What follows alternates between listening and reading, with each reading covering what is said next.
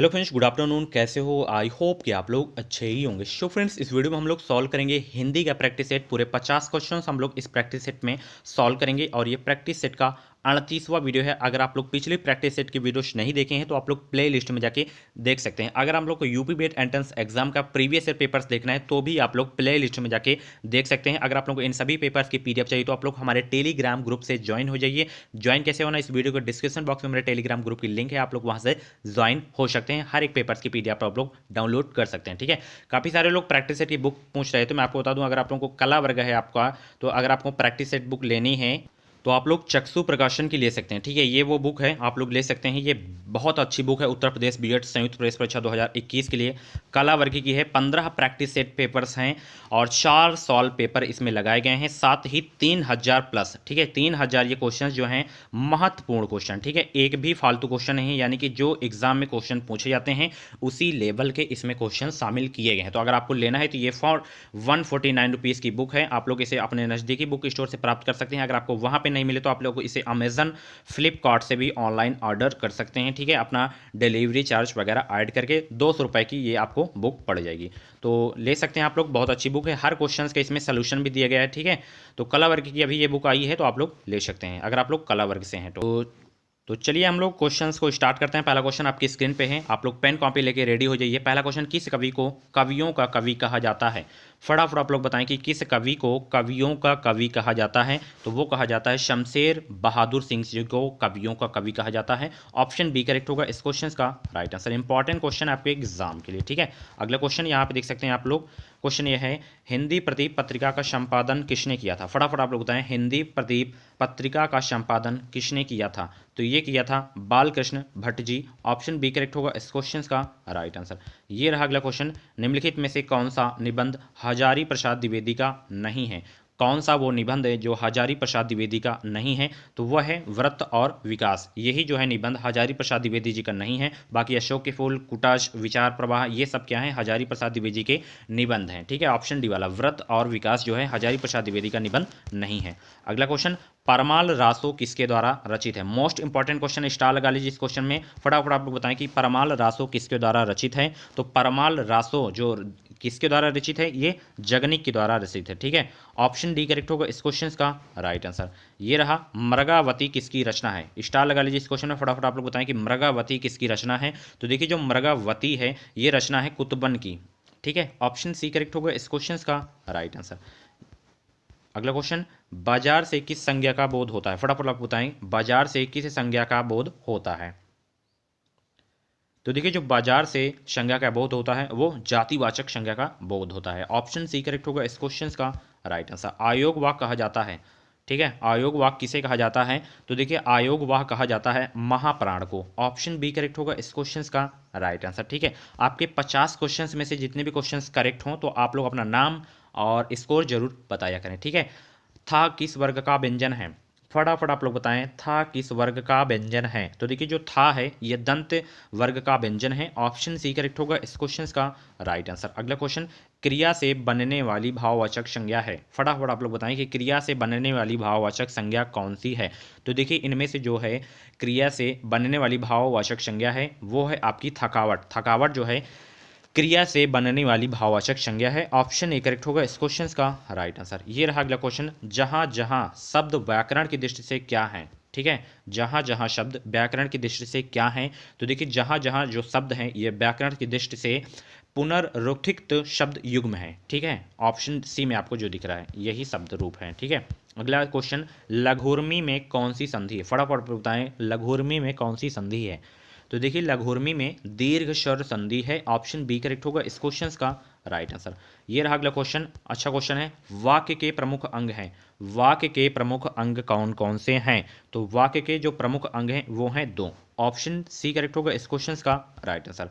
अगर आप लोगों को इसकी पीडीएफ चाहिए तो आप लोग टेलीग्राम से प्राप्त कर सकते हैं और इसकी आंसर सीट भी इसमें ही ऐड की गई। ठीक है, आप लोग देख लीजिएगा, लास्ट में आपको दिखाऊंगा कैसे मैं इसकी आंसर सीट लगाया हूँ। ठीक है, तो ये जो चिन्ह है ये किसका चिन्ह है ये आप लोग बताएं फटाफट। 63 क्वेश्चन का राइट आंसर बताने का प्रयास करें। तो योजक में केवल ऐसे लगा रहता है, ये बीच में नहीं है ये ऐसे वाला।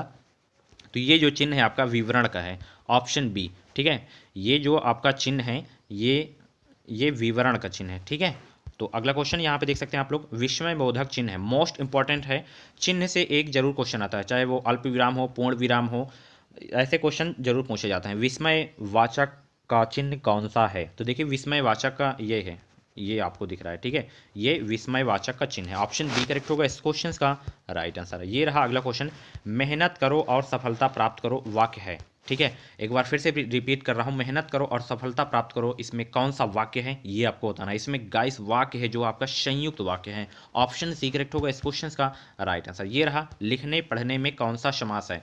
सिंपल सा क्वेश्चन देख के ही बताना है, जिसमें बीच में आयोजक का चिन्ह लगा हो, धड़ाक से द्वंद्व समास में टिक लगा दीजिए, कहानी खत्म, ठीक है। तो पढ़ने लिखने में कौन सा समास है? द्वंद्व समास है, ठीक है। जैसे माता पिता हो गया, भाई बहन हो गया, चाचा चाची हो गया, ये सब क्या है? रात दिन हो गया, इसमें द्वंद्व समास रहता है, ठीक है। अगला अष्टाध्यायी समास है, अष्टाध्यायी किसका समास है, कौन सा समास है, इसमें बताइए फटाफट।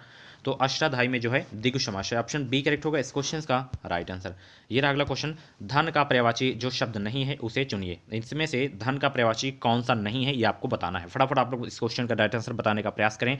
तो द्रव, द्रव भी धन का पर्यायवाची है, संपदा भी है, दौलत भी है, द्रव जो है आपका नहीं है। ऑप्शन बी में जो आपको दिख रहा है, ठीक है, धन का पर्यायवाची जो शब्द नहीं है वो है आपका द्रव।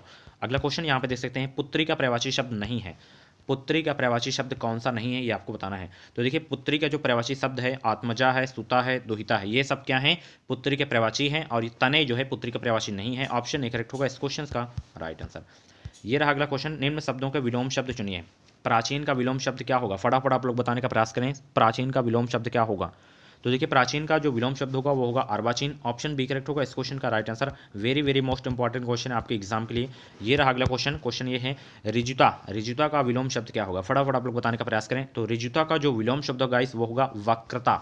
ऑप्शन बी करेक्ट होगा इस क्वेश्चन का राइट आंसर। ये रहा व्यग्र, व्यग्र का क्या होगा? तो व्यग्र का होगा अव्यग्र। ऑप्शन डी करेक्ट होगा इस क्वेश्चन का राइट आंसर, ठीक है। ये रहा अगला क्वेश्चन, जिसका जन्म पहले हुआ हो इसके लिए एक शब्द जो उपयुक्त हो लिखिए। कौन सा हो? जिसका जन्म पहले हुआ उसके लिए एक वाक्य कौन सा है? तो उसके लिए एक वाक्य है गाइस अग्रज, ठीक है, जिसका जन्म पहले हुआ हो उसके लिए एक वाक्य है अग्रज। काफ़ी मोस्ट इंपॉर्टेंट क्वेश्चन है। ऑप्शन सी करेक्ट होगा इस क्वेश्चन का राइट आंसर। दो पहाड़ों के बीच खाली स्थान को क्या कहते हैं? अच्छा क्वेश्चन है। दो पहाड़ों के बीच खाली स्थान को क्या कहते हैं? तो उसे कहते हैं घाटी, ठीक है। जो दो पहाड़ों के बीच खाली स्थान होता है उसे क्या कहते हैं? घाटी कहते हैं। ऑप्शन ए करेक्ट होगा इस क्वेश्चन का राइट आंसर। उपकार को ना मानने वाला वाक्यांश के लिए सही शब्द है। उपकार को ना मानने वाला वाक्यांश के लिए सही शब्द क्या है? तो इसके लिए एक सही शब्द है कृतघ्न। ऑप्शन ए करेक्ट होगा इस क्वेश्चन का राइट आंसर।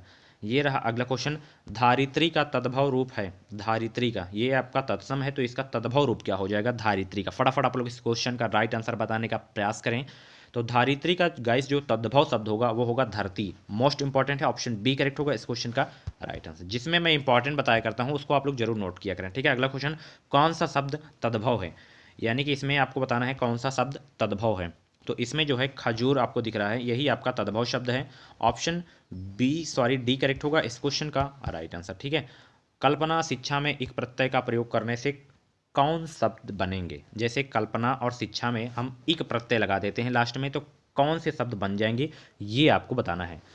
तो देखिए कल्पना काल्पनिक हो जाएगा ये, ठीक है। और शिक्षा, शिक्षा में जब मैं एक प्रत्यय लगाएंगे तो क्या बन जाएगा? शैक्षिक। ऑप्शन डी में जो आपको दिख रहा है, ठीक है, यही शब्द बनेगा। ऑप्शन डी करेक्ट होगा इस क्वेश्चन का राइट आंसर। अगला क्वेश्चन, आमरण शब्द के प्रारंभ में लगे आ को व्याकरण की दृष्टि से क्या कहते हैं? फटाफट आप लोग बताएं, आमरण शब्द के प्रारंभ में लगे आ को व्याकरण की दृष्टि से क्या कहते हैं? तो गाइस इसको कहते हैं उपसर्ग, ठीक है। ऑप्शन बी करेक्ट होगा इस क्वेश्चन का राइट आंसर, ठीक है। आमरण यहाँ पे दिया है शब्द और लगा आ, तो आ क्या है? पहले उपसर्ग है ना, तो उपसर्ग हो जाएगा, ठीक है। प्रत्यय का प्रयोग लास्ट में होता है। अगला क्वेश्चन, काकू शब्द का सर्वाधिक उपयुक्त अर्थ कौन सा है? काकू, काकू शब्द का सर्वाधिक उपयुक्त अर्थ कौन सा है? तो वो है आपका बेगड़ग, बेडज्ञ जिसे बोलते हैं। ऑप्शन डी करेक्ट होगा इस क्वेश्चन का राइट आंसर, ठीक है।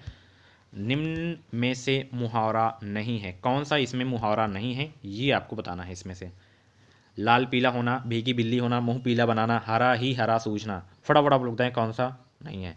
तो इसमें पीला मुंह बनाना ये आपका जो है मुहावरा नहीं है। ऑप्शन सी करेक्ट होगा इस क्वेश्चन का राइट आंसर। बाकी लाल पीला होना, भीगी बिल्ली होना, हरा ही हरा सूझना, ये सब क्या है? मुहावरे हैं। ये रहा अगला क्वेश्चन, कौन सा तुमने यह मोबाइल फ़ोन मॉल में खरीदा है जो इसके मॉडल की इतनी बुराई कर रहे हैं? अरे भाई डॉट डॉट खालिस्तान के सर्वाधिक उपयुक्त लोकवक्ति पर चिन्ह लगाइए। यहाँ पे क्या आएगा ये आपको बताना है। फटाफट आप लोग क्वेश्चन का राइट आंसर बताने का प्रयास करें। यानी कि ये मोबाइल नहीं खरीदा है और उसके लोग क्या कर रहे हैं, बुराई कर रहे हैं। तो यहाँ पे इसका जो लोकवक्ति का अर्थ होगा कि दान की पंछियाँ के दांत नहीं देखे जाते, ठीक है। यानी कि जो दान की चीज़ होती है, फ्री की चीज़ होती है, उसका दांत नहीं गिना जाता, ठीक है। अगला क्वेश्चन, शुद्ध रूप आपको चुनना है इसमें से। अंताक्षरी दिया है, इसमें से तो शुद्ध रूप कौन सा होगा ये आपको बताना है। तो अत्यांक्षरी जो होता है इस तरह से लिखा जाता है, ऑप्शन बी में जो आपको दिख रहा है यही इसका शुद्ध रूप है। अगला क्वेश्चन, सुषमा, सुषमा का शुद्ध रूप क्या होगा, फटाफट आप लोग बताने का प्रयास करें। तो सुषमा भैया ऑप्शन ए में जो दिख रहा है इसी तरह सुषमा लिखा जाता है, सुषमा ऑप्शन ए करेक्ट होगा। शुद्ध रूप सुषमा ऐसे ही होता है। ये रहा अगला क्वेश्चन, दिए गए प्रश्न के 4 विकल्पों में से सही वाक्य का चयन करें। सही वाक्य का चयन करें। तो उसकी आयु 30 वर्ष है इस समय, ये गलत वाक्य है आपका, ठीक है। बाकी अगला, इस समय उसकी अवस्था 30 वर्ष है, ऑप्शन बी में जो आपको दिख रहा है यही आपका शुद्ध वाक्य है, सही वाक्य है, बाकी चेक करने की आवश्यकता ही नहीं है। ये रहा अगला क्वेश्चन, निम्नलिखित वाक्यों में से शुद्ध रूप चुनिए। उसी तरह इसमें भी करना है, चारों वाक्यों को हमें पढ़ना है और इसमें से ये बताना है कि कौन सा शुद्ध रूप है। पढ़ते हैं, हमारी सौभाग्यवती कन्या का विवाह होने जा रहा है, गलत। हमारी आयुष्मती कन्या का विवाह होने जा रहा है, ऑप्शन बी में जो आपको दिख रहा है यही इसका शुद्ध रूप है, ठीक है। बाकी चेक करने की हमें जरूरत नहीं है। निर्वेद स्थायी भाव है, निर्वेद जो है किस रस का स्थायी भाव है ये आपको बताना है। तो निर्वेद जो है ये शांत रस का स्थायी भाव है, ऑप्शन डी करेक्ट होगा इस क्वेश्चन का राइट आंसर। ये रहा अगला क्वेश्चन, निम्न में से कौन सा मांत्रिक छंद नहीं है। कौन सा मांत्रिक छंद का उदाहरण नहीं है। तो वो नहीं है मालनी, मालनी जो है मात्रिक छंद नहीं है, ऑप्शन डी करेक्ट होगा इस क्वेश्चन का राइट आंसर। ये रहा अगला क्वेश्चन, हरिमुख मानव मधुर मयंक में अलंकार है। हरिमुख मानव मधुर मयंक में अलंकार है, तो इसमें गाइस जो आपका अलंकार है वो है उत्प्रेक्षा अलंकार, ऑप्शन सी करेक्ट होगा इस क्वेश्चन का राइट आंसर, ठीक है। अगला क्वेश्चन यहाँ पे देख सकते हैं, गद्यांश है, कविता है, मतलब पढ़ना है इसमें, गद्यांश का नहीं, इसमें कविता की पंक्तियाँ पढ़कर निम्नलिखित प्रश्नों में से उचित विकल्प का चुनिए। यहाँ पे ये कविता दी गई और यहाँ पे प्रश्न आपके पूछे गए हैं। प्रश्न क्या है, मेघ आए बड़े वन ठन के सवन के, पंक्ति किसमें है। तो ये है, आपको कविता पढ़ लेनी है, हालांकि यही पंक्ति जो है कविता नहीं आएगी, तो इसीलिए आप लोग पढ़ लीजिएगा, पीडीएफ में आंसर भी दिया हूँ। तो इसका मैं राइट आंसर आपको बताने का प्रयास कर रहा हूँ। मेघ आए बड़े वन ठन के सवन के पंक्ति में है, किसमें है ये पंक्ति आपको बताना है। तो ये है, भूरे कालद बादल आकाश में घिराए हैं, ठीक है। ये किस में है, यही आपका करेक्ट हो जाएगा। मेघों के आने से लगता है, क्या लगता है, तो मेघों के आने से लगता है मानो गांव में शहर से मेहमान आए हों, ठीक है। ऑप्शन बी करेक्ट होगा इस क्वेश्चन का राइट आंसर। ये रहा, बरस बाद सुधि लीन्ही, इस पंक्ति का भाव किसमें है। बरस बाद सुधि लीन्ही इस पंक्ति में किसमें है, भाव इसमें किसमें है यह बताना है। तो ये भाव है, बादल एक बरस के बाद आए हैं, ऑप्शन सी करेक्ट होगा इस क्वेश्चन का राइट आंसर। अगला क्वेश्चन यहाँ पे देख सकते हैं, कविता में कौन सा अलंकार है, इसमें आपको बताना है कौन सा अलंकार है। तो मानवीकरण अलंकार व रूपक अलंकार है, ठीक है, ये जो कविता थी आपकी, ठीक है। अगला क्वेश्चन, पीपल ने किस प्रकार मेघों का स्वागत किया था। फटाफट आप लोग बताएं, पीपल ने किस प्रकार मेघों का स्वागत किया था। तो देखिए, पीपल ने जो स्वागत किया था मेघों का, झुक कर प्रणाम करके स्वागत किया था, ऑप्शन सी करेक्ट होगा इस क्वेश्चन का राइट आंसर। अगला क्वेश्चन, पाहुन शब्द का क्या अर्थ है। पाहुन शब्द का क्या अर्थ है। तो पाहुन शब्द का जो अर्थ है गाइस वो है मेहमान, ऑप्शन ए करेक्ट होगा इस क्वेश्चन का राइट आंसर। ये रहा अगला क्वेश्चन, प्रगतिवाद का प्रारंभ किसके प्रभाव से हुआ। तो देखिए, प्रगतिवाद का जो प्रारंभ हुआ था वो किसके प्रभाव से हुआ था, तो ये हुआ था पश्चिमी के प्रभाव से, ऑप्शन बी करेक्ट होगा इस क्वेश्चन का राइट आंसर। अगला क्वेश्चन, लोक मंगल की भावना का सर्वश्रेष्ठ कवि इनमें से कौन है। फटाफट आप लोग बताएं, लोक मंगल की भावना का सर्वश्रेष्ठ कवि इनमें से कौन है। तो वो हैं Goswami Tulsidas, option B correct होगा इस क्वेश्चन का राइट आंसर। ये रहा अगला क्वेश्चन, गोदान उपन्यास की कथा वस्तु की कसावट में कमी आई है, क्या कमी आई है ये आपको बताना है गोदान उपन्यास की में। तो इसमें जो कमी आई थी, कशावट में कमी आई थी, शहरी और ग्रामीण पृष्ठभूमि के दो विस्तृत और लगभग विरोधी वातावरण समेट लेने से, ठीक है। अगला क्वेश्चन, आधे अधूरे नाटक के रचनाकार हैं। फटाफट आप लोग बताएं, आधे अधूरे नाटक के रचनाकार कौन हैं। तो आधे अधूरे नाटक के जो रचनाकार हैं वो हैं मोहन नकेश। मोस्ट इंपॉर्टेंट क्वेश्चन है, ऑप्शन सी करेक्ट होगा इस क्वेश्चन का राइट आंसर। अगला क्वेश्चन, अष्टछाप के कवि नहीं है। अष्टछाप के इनमें से कौन से कवि नहीं है? तो नाभा दास जो हैं अष्टछाप के कवि नहीं है, बाकी तीनों हैं। ऑप्शन ए करेक्ट होगा इस क्वेश्चन का राइट आंसर। तो फ्रेंड्स ये थे टॉप 50 क्वेश्चन हिंदी के। आई होप कि आप लोगों को पैटर्न समझ में आ गया होगा। इसी तरह के सेम टू सेम क्वेश्चंस पूछे जाते हैं आपके एग्जाम में। तो डेली आपको प्रैक्टिस करते रहना है, मेरे साथ चैनल से जुड़े रहें, चैनल को सब्सक्राइब करके बगल में बेल आइकन को ऑन कर लीजिए। अगर आपको 2021 में बीएड करना है, इस चैनल के माध्यम से आपको निश्चित ही मदद मिलेगी। वीडियो देखने के बाद आप लोग तुरंत जाके पीडीएफ डाउनलोड कर सकते हैं टेलीग्राम ग्रुप पे, वहां पे आपको हर एक पेपर्स की पीडीएफ मिल जाएगी। तो मिलते हैं अगली वीडियो पे। इस वीडियो को लाइक और शेयर करना ना भूलें, चैनल को सब्सक्राइब करना ना भूलें। Thank you.